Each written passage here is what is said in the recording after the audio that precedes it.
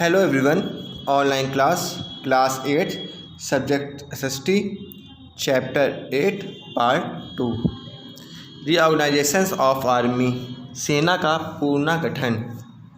The role of Indian soldiers in the revolt of 1857 shook the foundations of the British rule in India. The British government made conscious efforts to reorganize the army to prevent the recurrences of similar struggle. The Indian army was reorganized and strengthened so that they could help expand imperial power. Flowing changes were made. 1857 ईस्वी के स्वतंत्रता संग्राम में भारतीय सैनिकों ने अंग्रेजी शासन की नींव हिला दी थी, जो अंग्रेजों की कल्पना के परे थी. भारत में पुनः सैनिक अंग्रेजों के विरुद्ध शस्त्र न उठा सके, इसलिए सेना का पुनर्गठन की ओर विशेष ध्यान दिया. भारतीय सेना को संगठित एवं सुदृढ़ किया गया. आगे, ताकि वह अंग्रेज साम्राज्य के प्रसार एवं रक्षा के लिए अपना योगदान दे सके. इस उद्देश्य से सेना में निम्नलिखित परिवर्तन किए गए.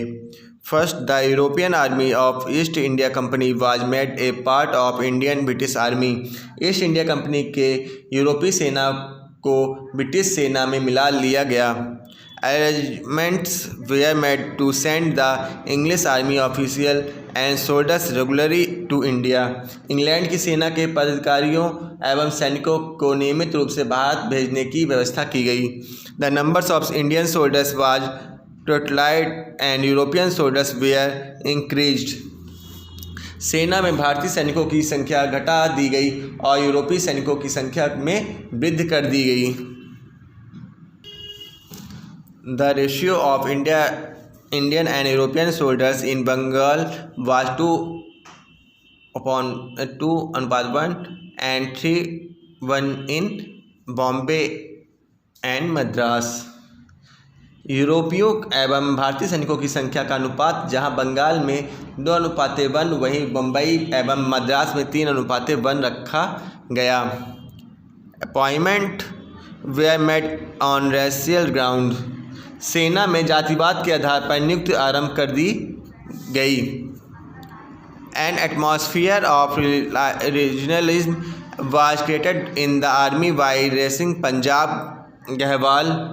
Garhwal Kumaon Sikh Rajput and Maratha regiments so that they could not have similar view on national issues. सैनिकों में प्रांतीय निष्ठा की भावना भड़का कर पंजाब गढ़वाल कुमायूं सिख राजपूत एवं मराठा जैसी रेजिमेंटों का गठन किया गया, ताकि सैनिकों में राष्ट्रीय भावना जागृत न हो सके. About 30% income of central and provisional governments was being spent on army. केंद्रीय तथा प्रांतीय सरकारों की कुल आय का लगभग 30% भाग सेना पर व्यय किया जाने लगा. Chief aim behind the reorganizing of the army was the English policy of divided and rules. If one company revolted, the other could cross the revolts. They started sending Indian soldiers to foreign. इसी तरह सेना के पुनर्गठन करने की पीछे अंग्रेजों का उद्देश्य फूट डालो और राज करो था, ताकि सेना की कोई एक कंपनी विद्रोह करे तो दूसरी कंपनी के द्वारा उसे कुचल दिया जाए. भारतीय सैनिकों के युद्ध के लिए विदेश भेजना आरंभ कर दिया गया. एडमिनिस्ट्रेटिव डिविजन्स, प्रशासनिक विभाजन. After 1858, vital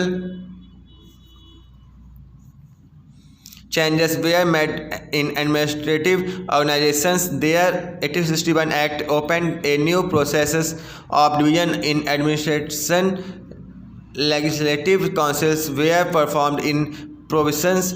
Legislative councils were set up in Bengal and Bombay 1862, Uttar Pradesh 1886, West Bengal 1894 and Assam in 1905 with 1919 ordinance that dual rule policy was introduced, and by the ordinance of 1935 provisional supremacy came into forces. The provisional government were given rights to control land revenue, toll tax, government stamp duty, law and order. Later, some more changes were introduced. 1858 ईस्वी के पश्चात प्रशासनिक व्यवस्थाओं में महत्वपूर्ण परिवर्तन हुआ। 1861 ईस्वी के अधिनियम से प्रशासनिक व्यवस्था में विभाजन का एक नवीन प्रक्रिया आरंभ हुई। प्रांतों के विधान परिषदें गठित हुई। 1862 ईस्वी में बंगाल व बम्बई में, 1886 ईस्वी में उत्तर प्रदेश में, 1894 में पश्चिम बंगाल में, 1905 में असम में विधान परिषदें गठित हुई। नवीन प्रांतों के गठन के साथ विधान परिषदें भी स्थापित होती गई। 1919 ईस्वी में अधिनियम के साथ दोहरी शासन व्यवस्था लागू की गई। 1935 ईस्वी के अधिनियम के द्वारा प्रांतीय स्वायत्तता लागू की गई, जो प्रांतीय सरकारों को भूमि कर, आबकारी कर, राजकीय स्टाम्प विधि व न्याय पर नियंत्रण का अधिकार प्रदान कर दिया गया। आगे चलकर इसमें कुछ महत्वपूर्ण शोधन किया गया था। लोकल एडमिनिस्ट्रेशन, स्थानीय प्रशासन। The local administrations played an important role in fulfilling of the main policies of the British government. The system introduced in India by the British is still prevalent with slight changes. After 1861, necessities of Jila Parishad and municipalities were felt, so municipalities were established in Madras in 1865, in Punjab in 1867 and Uttar Pradesh in 1868. After the municipal ordinance was passed to levy local taxes to meet the expenditure on local administrations and works. अंग्रेजी सरकार के प्रमुख नीतियों में स्थानीय प्रशासन की महत्वपूर्ण स्थान था। अंग्रेजों द्वारा लागू की गई यह व्यवस्था कुछ आंशिक परिवर्तनों के साथ आज भी भारत में विद्यमान है। 1861 ईस्वी के पश्चात जिला परिषद एवं नगर पालिका जैसी संस्थाओं की आवश्यकता महसूस की गई। फलस्वरूप 1865 ईस्वी में मद्रास में, 1867 में से पंजाब में तथा 1868 में उत्तर प्रदेश में नगर पालिकाएँ स्थापित की गई। आगे चलकर नगर पालिका अधिनियम पारित कर नगर पालिकाओं को कर लगाकर ब्रिटिश रूप से स्वावलंबी बनाने का अवसर प्रदान किया गया। This helped in increase the income of municipalities, and on the other hand, election process got a boost. Lord Ripon did most important works in local administrations in India, so he is called the father of local administrations. An ordinance was passed in 1882 to bring changes in local administrations laws. During next 2 years, changes were brought about in the constitutional powers of municipalities. Even a common man could be for the post of municipal head, but mostly capitalists or well-to-do were elected. After 82 district boards were set up in villages, and in 1908 the reorganization commissions focused on the growth of panchayat and district boards. With the 1935 Act, their jurisdictions expanded. Under the local administrations, each municipality, district board or village panchayat had to bear the responsibility of lighting, water supply, roads, water transport, sanitations. But the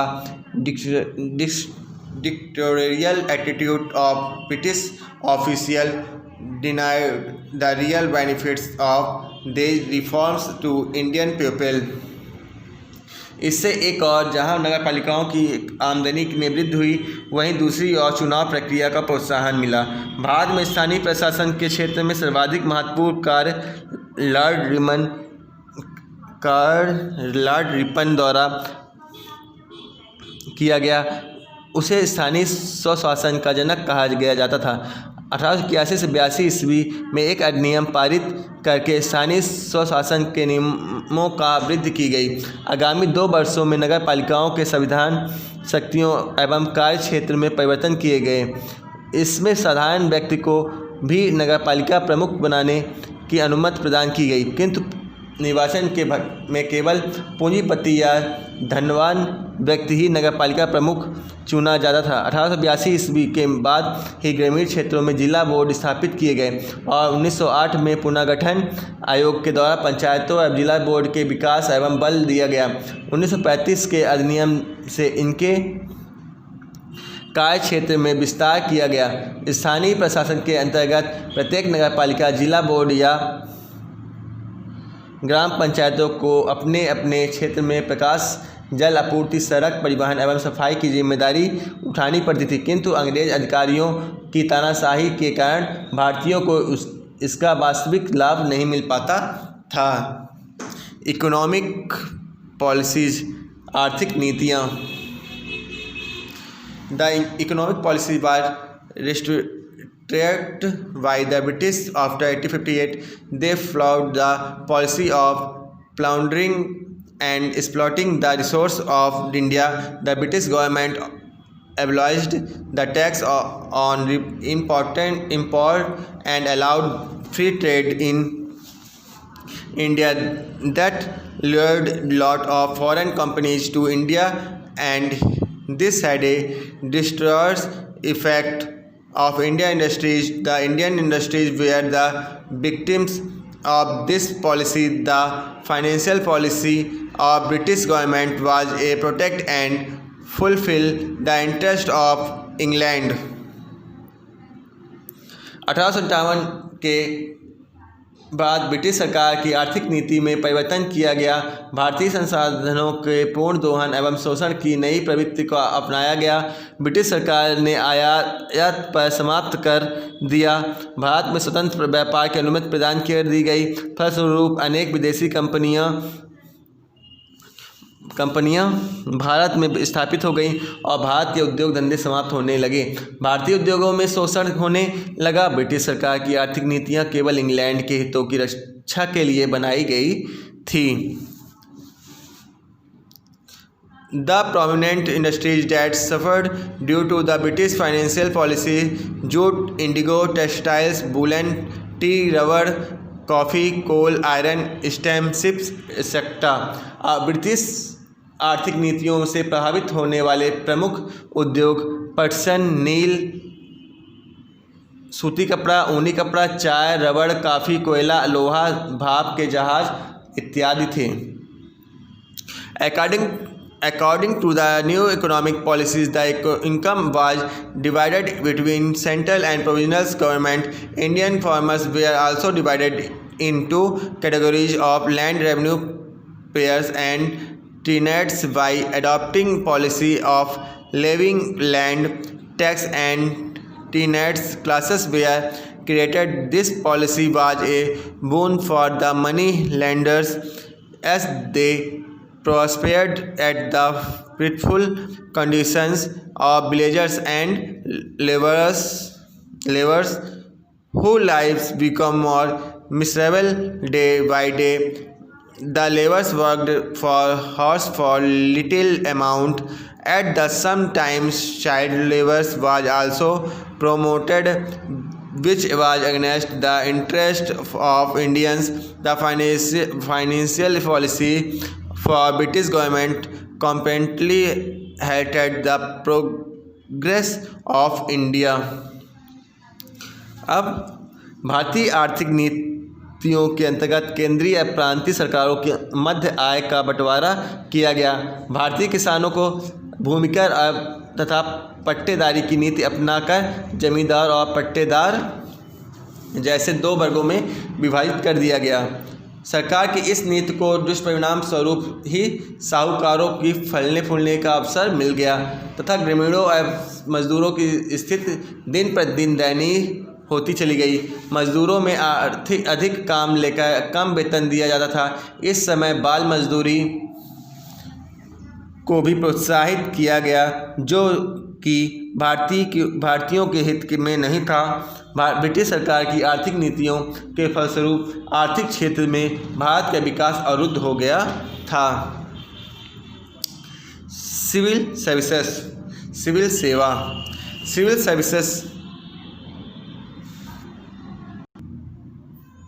thank you.